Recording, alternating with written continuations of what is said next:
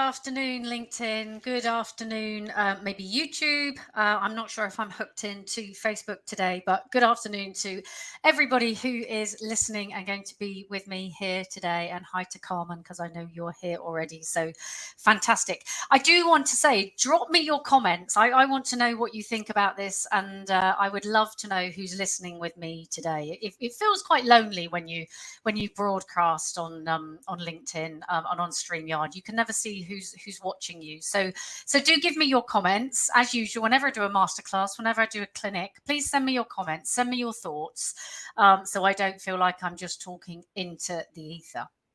So today I am going to be doing this live for about 20 minutes, and I'm going to talk to you about the island of Ikaria.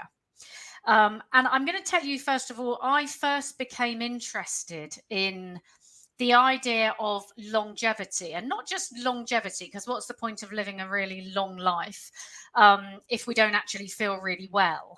But I became interested in this some 20 years ago when I became quite unwell myself. And as those of you who know me, my body crashed, and this is why I do what I do. And I am so passionate about well-being. But I started to explore and to research, areas around the world where people have this right. I guess there's one simple takeaway from today. It's not difficult to get this right. But there is one overriding factor that I guess these places in the world that have people who live longer seem to do better than we do.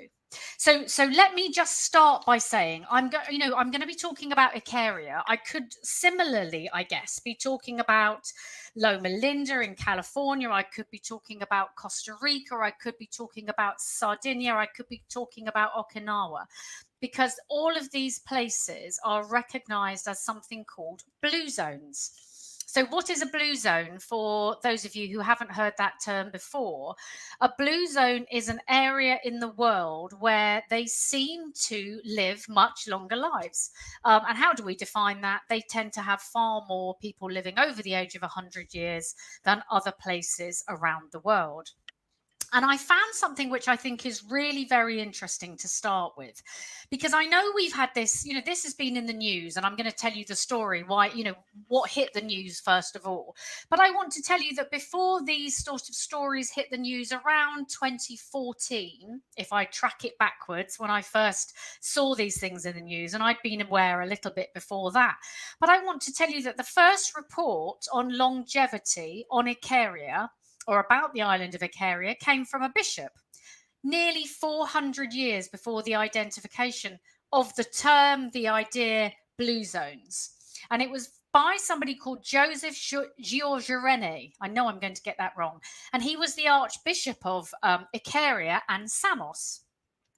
And in a book published in 1677, he described for the first time what he saw as the unique phenomenon of the longevity in Ikaria. And he highlighted some of the environmental differences, some of the lifestyle, some of the behavioral differences that I'm going to talk about today.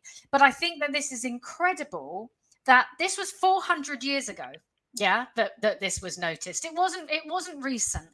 And I always say with people, our well-being comes down to some really basic things. It's not rocket science. It's not new. It's just about us implementing them. So 400 years, long before the identification of anything called a blue zone, this guy started to write about the differences that he saw. Strong cardiovascular health. And when we look at, our non-communicable diseases, and one of the biggest, it's heart disease. So this island is incredible. And as I said, I could really be talking about any of the blue zones, but for me, Greece, the people, their way of life, their food, it just holds something special. I can actually feel I get quite emotional when I talk about it. And you actually have to have been there, experienced that and spent some time to sort of understand that. But it has become a place for me that I am destined to go. In fact, I say to those who know me, I'm destined to live on Ikaria. So this summer I set off to get there. I didn't get there. I got to the next biggest island, which is Samos. And I chose Samos because I thought, although I'm no good on ferries and I know I could get a ferry there, I thought I would find someone just to take me on a boat. Well, here's the thing. Because Ikaria is simply just a mountain in the water, and I've been told there's very few beaches. You can imagine I've had hundreds of conversations about Ikaria this summer. But it's actually taking quite a risk to go in a speedboat or to go in, something other than the ferry, because the weather changes like that. So I got there ready to find someone, and oh my goodness me, I was thwarted. So I thought, okay, second best. I'm going to bore everybody around me by having conversations with as many Greeks as I can here on the island of Samos and ask them about Ikaria, ask them their experiences, ask them what their big takeaways are. So this is the sum of my little live here today with you. And I want to sort of start with saying, while they have, lots of their population, and they've got a population of 8,000 people, yeah. Some of the most famous are a woman who lived to 117 years of age. And secondly, someone who became, very, very famous, a guy called Davis-Munro. Now, he is the one that really started people talking about the land where people forget to die. And I would say it's not just the land where people forget to die, from what I now know. It's the land where people forget to become unwell. Yeah, and there are reasons for that. But Samos left Greece. He left Ikaria, which was his homeland, and he did his national service, and then he went over to the US. And he built a life in the US and became quite ill, and he was diagnosed with cancer. And he decided he wasn't going to have chemotherapy. And actually, the cost of a funeral over there, he decided was way too much for him. So he decided he was going to come back to die on the island of Ikaria. And I have to say that when you speak to people, they all know about him. Yeah, this isn't a myth. They all know about him, whether I'm talking to a 17-year-old or whether I'm talking to a 50-year-old, 60-year-old. Everybody seems to know about this guy. He's not a myth. He's legend. And he came back to Ikaria and he sort of settled in his little house and decided that this was going to be his last few months. Anyway, legend has it, and the stories have it, that he started to see his old friends, and they used to come around and they would play games with him. Yeah, they playing board games. Anywhere in Greece, you'll see the old men sat out playing board games, and they played ball and all sorts of different things. And his friends would come around and see him, and he started having some of his homemade wine. They have herbs that are native to Ikaria, so he was drinking lots of tea. People were coming around talking to him. And he didn't get sicker. In actual fact, he got stronger. And he started to leave his little house, and he started to get out, and he started to walk, and he started to meet different people. And his health just got better and better and better. So I'm going to tell you, this was in the 70s, yeah? 1976, he went back to Ikaria. He died in 2020, and we're not quite sure. He's somewhere between the age of 98 and 101, but we do know that his doctor in the States contacted him sometime later and asked him where he was, and then by the time that Samos had replied, he had outlived his doctor, who had diagnosed him with cancer. So this isn't a story. This is as I said, if you ask anybody on Samos, anybody, they all know this story. So it's very, very real. They also know many, many other stories. And I'm going to tell you, I'm going to leave till last the little gems, some of the gems that I had. So I'm going to tell you, I'm going to put it in a number of points. Why then do people on this island enjoy not only longer life, but a better quality of life? I'm going to say it boils down to one thing, but I'm going to start with, for me, me, I work with a lot of people with food. I'm going to start with that as a number one, because I do believe that anything we plug into our bodies is like programming. We put it in and we then, we watch to see how that interacts with our hormones, with our chemicals, with everything else. So Food is something that is mentioned all the time. And when I ask people about the island, it probably comes up first. So it's not just me putting it first. So what's different about them? Well, I'm going to say, first of all, people eat seasonally, they eat very sparingly. And we do know that if you undereat, this is a factor in longer life. So if anything, they undereat, they eat very sparingly, and they eat naturally. And the reason they probably eat sparingly is that they haven't got masses in abundance. I looked up out of a point of fact to try and find out how many supermarkets there are. Very few. You don't get supermarkets, really. You didn't get supermarkets in Samos. You get these small, I don't know, you'd probably almost see them like spas over here. And some of the guys that I spoke to, some of the Greek on the island, say they specifically go in and they ask. They don't want anything that is sent from other islands or anyone else. They want things that are farmed and native to their islands. So the island of Ikaria, the people there, they eat what their gardens provide. Yeah, they eat what they can farm. They eat what they can do. And while they are predominantly plant-based, and they do have lots of beautiful herbs and vegetables that are native to the area, they have a very high veg and fruit consumption, but they also have goat. So they don't eat meat loads, but it's, I guess, the main kind of meat that they would eat. And they farm their goats, and then they would take the milk and they use the products from their goats. So then they would make their cheese or anything else. But predominantly it is plant-based. So it's high veg and fruit. They have wine in moderation, and it's wine that they're making. They pick the grapes, they harvest the olives themselves, and this wine contains resveratrol, which is it's a compound which is very good for our cardiovascular health, full of polyphenols, and they have coffee, moderately again, but they have coffee again that we know is good for heart health. Masses of olive oil. So quite a traditional Mediterranean diet in that way. Fish, local fish, obviously nothing brought in, but it's local, fresh food, fresh fish, and then plants. So the theme that runs through all of this is cardiovascular health. Yeah, cardiovascular health, not only in the food itself, but in the way they farm it. And I guess this comes second.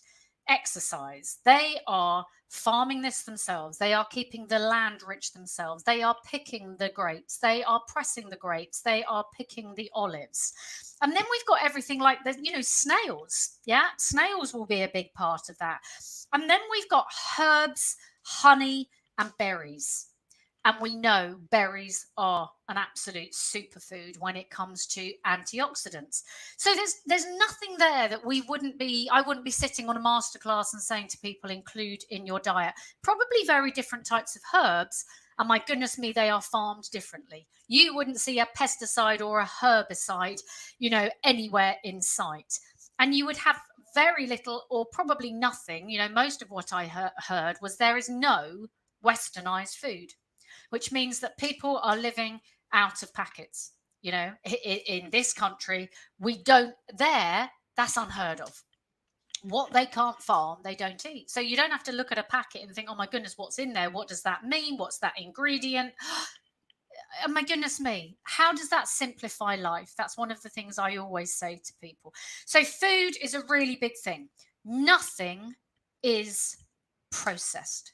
They eat what's in their gardens. Yeah. So that's the first thing. Then the second thing I'm going to talk about, and again, when I talk about my triangle of health, which is exercise, sleeping, and food, I always put sleep up there with food. Sleep is massive for them, and I'm going to tell you a funny story about sleep as I come to the end.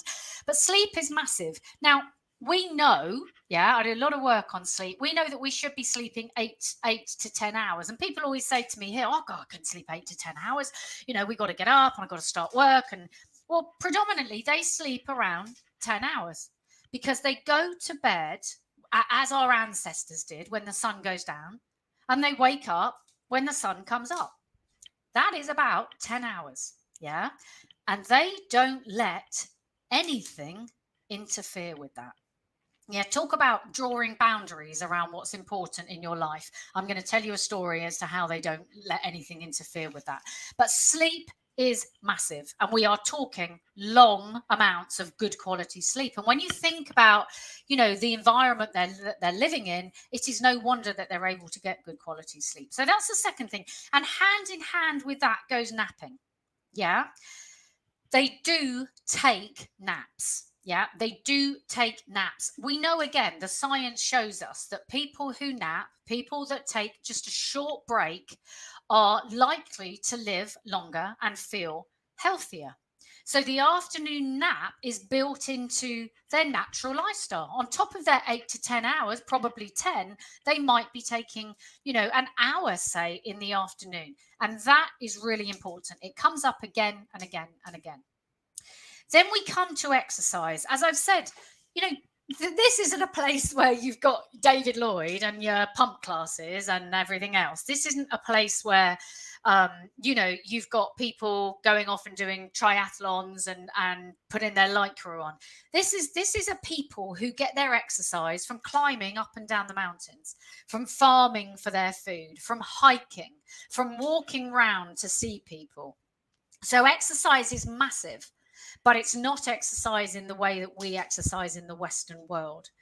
It's exercise that nourishes not only their body, not only their muscles, but nourishes their mind at the same time. And I think that's absolutely key. The next point is minerals. Someone was telling me, an actual fact, and I couldn't find any evidence, but someone was telling me that there is evidence to show that where the springs are, and there are 8 radioactive saline, radium, and rhodonium mineral springs in Ikaria, with curative waters. Yeah, so we know that we go and we're around them, and I'm going to tell you, actually, we think when we bathe in these things, that's it, but actually it's not. It's 90% through inhalation around this. So that makes sense, because I was told that people who live in that part of the island actually live longer because of the mineral compounds, the mineral makeup. So when I talk about that, I guess I have to say really minerals and air. The air that they are breathing. Oh my goodness me. For those of you, like me, who live in southwest London, and I was stuck in a traffic jam this morning for 20 minutes to go 2 miles down the road. That's a very different kind of air. Not to mention the stress, but that's a very different kind of air. So the mineral consumption, really, because it is 90%, as I say, through the breath work, is very, very different. And there is some evidence and some stories to say that the people who live in that part of the island, again, live longer. So you can imagine, for a start, they're breathing better air. We have, this is a mountain in the sea. Someone was telling me, basically, you look at it, it looks like someone has picked up and landed a mountain in the middle of the sea. Oh my goodness, how wonderful is that? And as I said, as such, there's very few beaches. So you have to walk everywhere. I think it's something crazy, like it's about 1 kilometer across, but you can't do that. You have to circumnavigate around the island, because that's where the roads go. So people have to walk, they have to move. Yeah, you can't get places easily. You're constantly hiking. Number 6, I'm going to say, and again, this is top. And I was reading a stat this week that being alone and being lonely is like having something like 6 extra cigarettes a day, or 6 cigarettes a day. So I'm going to say relationships on this island, from all of the conversations that I had, from everything I've read, relationships are massive. So not only relationships between, we know generally, don't we, that women are better at having relationships than men. But the thing that I think stands out about this island, and certainly about Greece when I go to visit, is that there are communities of men talking to each other, playing games with each other. They are in and out each other's houses. Their doors are open. Can you imagine leaving your front door open where we live, most of us? Their doors are open, and people are in and out, enjoying their very special herb teas, having a, not in excess, but having a glass of homemade wine. And they have this relationship with each other on the island that is very, very special. And I'm also going to tell you that the marital status exceeds something like 85% in men and 80% in women. Now, this has been shown in other studies to be more important than any financial health and other aspects to our health.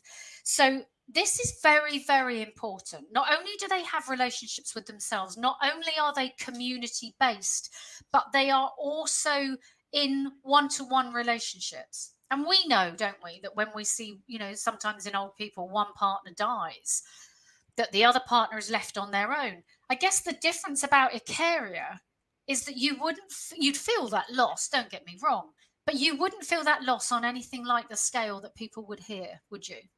Yeah, it's very, very different. So that's really important. Money.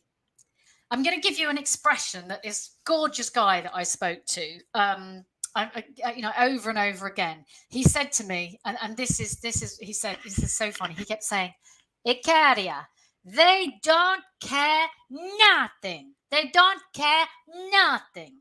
So we talked about money. He said, they don't care nothing. And they don't seem to be. They are not bothered with a career ladder. They're not bothered if they're going to go on 3 holidays a year. Who'd want to leave a career, if you ask me? They're not bothered about their extension. They are not thrifty. If they come into money, apparently, they're quite good at wasting it. And money doesn't hold value for them. I'm going to say that again. Money doesn't hold value for them because they have other things in their life that are far more valuable. So they have a completely different set of priorities. And then I'm going to talk about forgiving. And this is a strange one, because I was told that, in general, they don't care, and that people are very forgiving. They move on past things, and they don't hold things. They don't hold grudges. And this would obviously be a really big point. I'm going to tell you a story later that contradicts that slightly. But if that were mainly right, then forgiving is big. Yeah, when we're holding things, when we don't release, when we don't feel our emotions and pass them through, then that's really important. And they don't take life seriously. Yeah, I heard that again and again and again. They don't take life seriously. And this is partly, they have this outlet. They are playing games. They are having their downtime. They do have what I call white space, things that aren't planned in. And they socialize throughout the day. They don't have to plan that in like maybe we do. So overall, you can see that some of the things that we would talk about, again, it's always food, sleep, exercise. That's definitely a given, but in a very, very different way. They live life very deliberately. Yeah. Very often say to people as a coach, yeah, we have to know how we're living. And almost, I would say, they're mindful every second of every minute of the day. They are living mindfully. They are in the present. They are unhurried. And the biggest thing for me, I guess, is time doesn't exist. They let things go, and time doesn't exist. So let me tell you, I know I've gone over 20 minutes, so I'm going to just tell you some of the really funny stories that I heard on top of, to just embed some of this. So first of all, I said I spoke to a wonderful guy. He took us on a boat trip, actually, and I monopolized his time. He had gone to lived on Ikaria for a while. Both his parents were teachers, and he had some funny stories. He said that, when they first arrived, and this is a theme, you cannot hurry them up. You cannot hurry people. He said when they arrived, oh my goodness, the biggest culture shock. You might as well just throw your watch away, throw your clock away. He said anywhere else, Samos, any of the islands, and he lived in a number of Greek islands. He said anywhere else, you go to the bakery to get your bread, and by 11 o'clock, if you haven't gone in, probably by 10 o'clock, he said it's way too late. You won't get anything. Everything's completely empty. He said he went to the bakery on the first day, and it was like just gone 10. He was like, oh my goodness, I'm gonna be stuffed here. I'm not gonna get my bread. Anyway, he went in and he had to knock on the door, and he thought, oh no, it's closed. I've been way too late.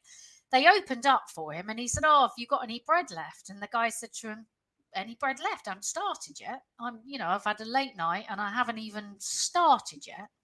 So he said he started and he went back 2 hours later and he said to him, "Oh, you ready yet? Have you got your bread?" And the guy said to him, "No, something came up. I haven't started yet. I will be, I'm getting to that right now." So he said to me that day we got our bread about 3 o'clock. Nowhere else in Greece would you be able, would that be the lifestyle? And he said, we just had to let it go. We have to just let it go. And again, he said, they don't care nothing. They just don't care. And I said his dad was a teacher. And this is hilarious. Think about how this would work here. He said often his dad, would have children coming into school extremely late. And he'd say to them, "Come on, where are you? What's going on?" And they'd say, "I was sleeping." And he'd say, "Well, yeah, but the school starts at this time." And they'd just say, "Well, no, yeah, I was tired. I was tired. I needed the lie in." And I think about how that reflects on our society. We know our school times are no good for teenagers. We know this doesn't work for their body clock, yet we force them through it. We don't question the fact that we know the science says something different. We force them through it. These kids turn up late and that's their lifestyle. Yeah, say to the teachers, I was sleeping. And there's not much to be said for that because that's the priority. And that's one of the priorities which is accepted. Yeah. Another lady I spoke to said that she lived on the island for some time. And she said that by the time she left, she could feel that her whole body was working completely differently. So she went there to work and she said the first day, she said it was the biggest culture shock. She went and she'd asked for a coffee before work and she said 20 minutes later she looked at her watch, 40 minutes later she looked at her watch. After 50 minutes she went up and she said, "Where's my coffee?" And they said, "Well, we're just getting started. We're not there yet." She said 2 hours later, can you imagine in Costa cars, you with your coffee? 2 hours later, she got her coffee. And she said she had to just realize this is the way things are. You cannot hurry them. Time means nothing. And you will do no good to yourself if you're getting stressed about that. And that same lady said to me, their festivals, their meeting, their socializing is really, really important. And she said, people would come into work with one of the companies she was working with. And she said repeatedly they'd be late. So that might be either that they had slept in, or she said often they'd say, "Well, we went to the fiesta, or we went to the there's a lots of different marketplaces. We went to the festival that was going on last night, and actually we had a really late night. Nobody questioned it. These people came in late, they were tired, they did a shorter day, and then they go home. So there is a flexibility in their life that we just do not have. There is an observation of the priorities in their life that we do not have. There is no adherence to time. People often say you might as well throw away your clock when you get to that island. And then, I'm going to wrap it up really soon, but this is probably the last thing. People said to me, as I said, a big thing that we read about these islands is that they're very let everything go. That's not necessarily what I heard. So I take a different lesson from this. I heard from at least 4 people that when the people of Ikaria make their mind up about you, that's it. You are either in or you're out.